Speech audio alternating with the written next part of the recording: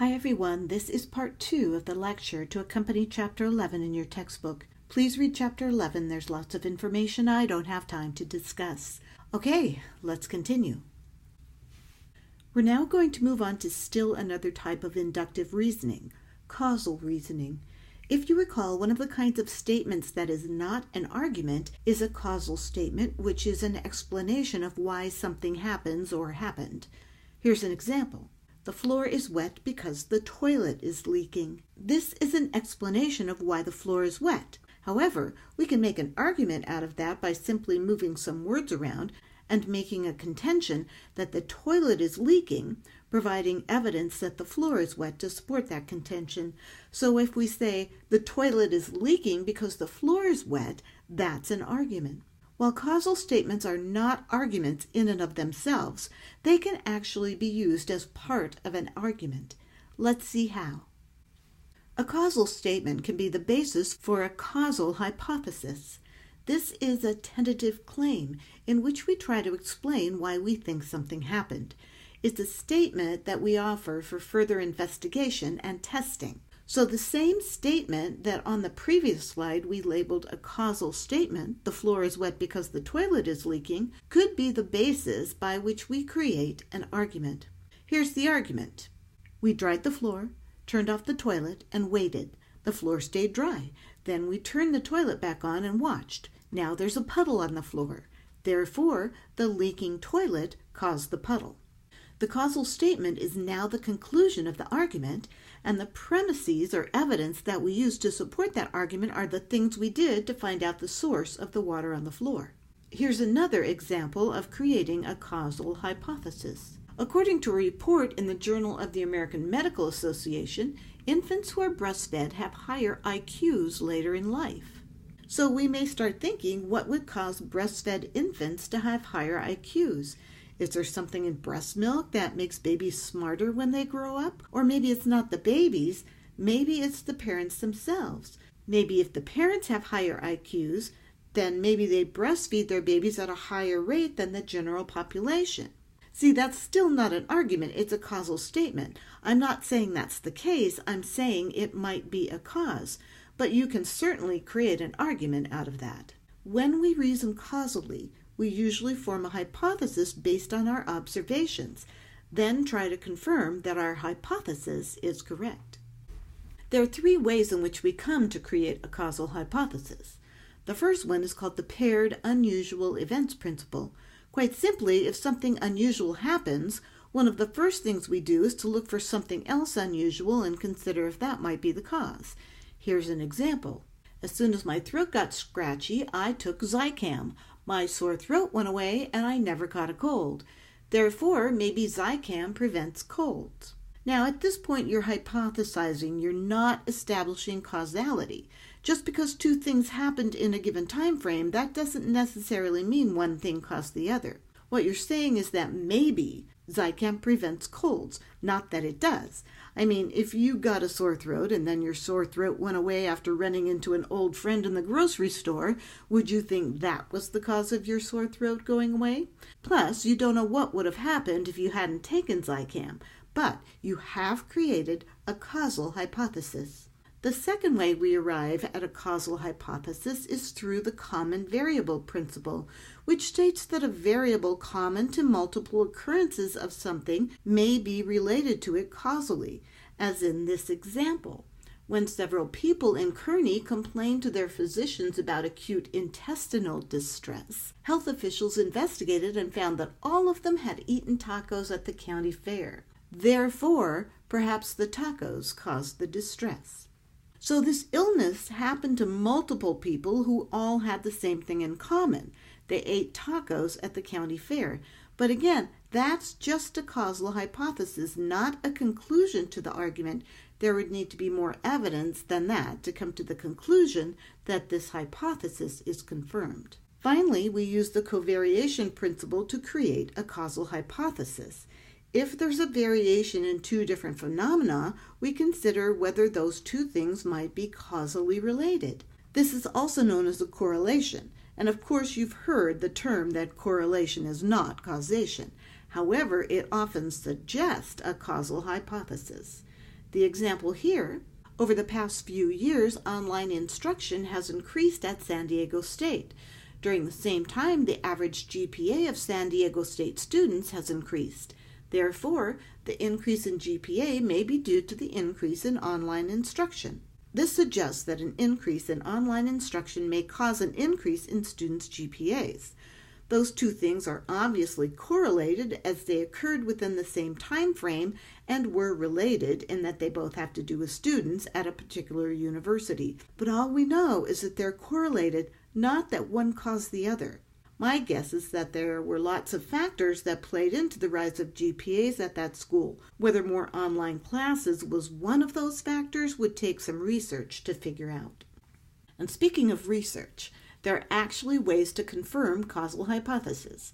What researchers are doing is trying to show that the hypothesized cause is indeed the cause, as it says in the textbook, the condition but for which the effect in question would not happen. A few slides back, I talked about creating an argument from a causal hypothesis that a leaking toilet caused the floor to be wet. It went, we dried the floor, turned off the toilet, and waited. The floor stayed dry. Then we turned the toilet back on and watched. Now there's a puddle on the floor. Therefore, the leaking toilet caused the puddle. Basically, these people did an experiment to test their hypothesis and confirmed that indeed the leaking toilet was the culprit by showing that it was the condition but for which the puddle on the floor would not have happened. There are different ways we can confirm hypotheses. We're going to look at 3 of them: randomized controlled experiments, prospective observational studies, and retrospective observational studies. Let's look at each of them. In a randomized controlled experiment, subjects are randomly assigned to either an experimental group or a control group. The subjects in the experimental group are subjected to the experimental treatment. The control group does not receive the treatment. Then the subjects in each group are observed to see if there are any measurable differences between them. The example in the book discusses an experiment to see if Zicam, a popular cold treatment, was actually effective. So in this experiment, 50 willing volunteers were infected with a cold virus and then randomly divided into 2 groups. The subjects in one group were given a Zicam treatment as per the instructions on the box. 2 weeks later, the number of people with colds in both groups was compared. 18 of the subjects who had not been treated with Zicam had colds, and only 10 of the subjects who had been treated had colds, a difference that is statistically significant at the 0.05 level. Therefore, Zicam probably reduced the frequency of colds in the experimental group. Now, there are a couple of things to remember about this kind of experiment. One experiment does not necessarily prove a hypothesis beyond a shadow of a doubt, even if you can show a statistical significance in your findings. The study has to be able to be replicated. In other words, other researchers have to do the same study and find the same results. And if you look up Zicam studies, you'll find that some of them suggest that Zicam may shorten the duration of a cold, and others are inconclusive. Plus, getting subjects who want to participate in a study like this might be difficult. Who wants to be infected with a cold virus? I certainly don't. So where did these people come from? Also, they might have been randomly assigned to the experimental or control groups, but they weren't randomly selected from the population at large. Anyway, you see the difficulty associated with these kinds of experiments. They are one of the best kinds of studies, but as I said, just one study isn't enough. The good thing about these experiments is that they are structured so that they can be replicated, and with enough replication, decent conclusions can be drawn. Another way to confirm a causal hypothesis is by a prospective observational study. This is where you compare 2 groups, one in which the suspected causal agent is present and one in which it's absent. Here's an example. Does partying on the weekends adversely affect academic performance? Students at San Diego State University were surveyed about their weekend study habits. The academic performance of 100 students who identified themselves as attending parties on most weekends was compared with that of 100 students who said they rarely or never attended weekend parties. It was found that 60% of the partygoers had GPAs below the mean for San Diego State University students.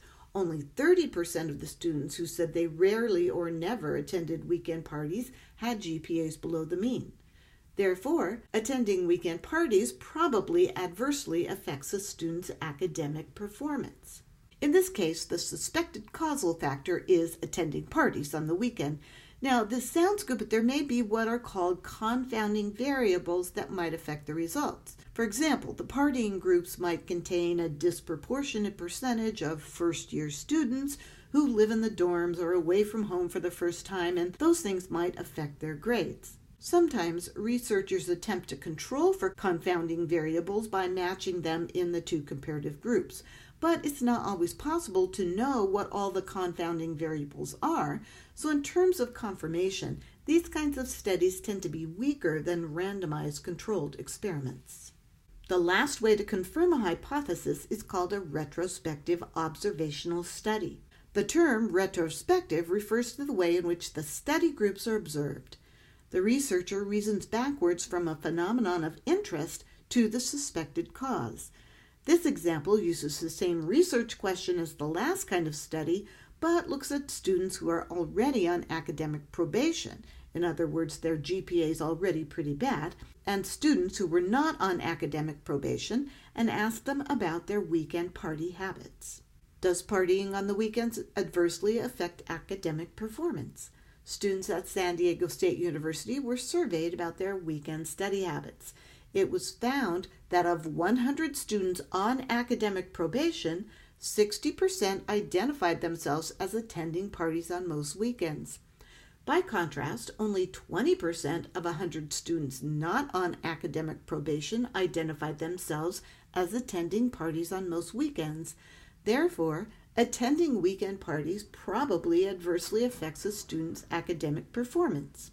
Just like in prospective observational studies, the same confounding variables may exist, so just like in those studies, it may be necessary to control for them.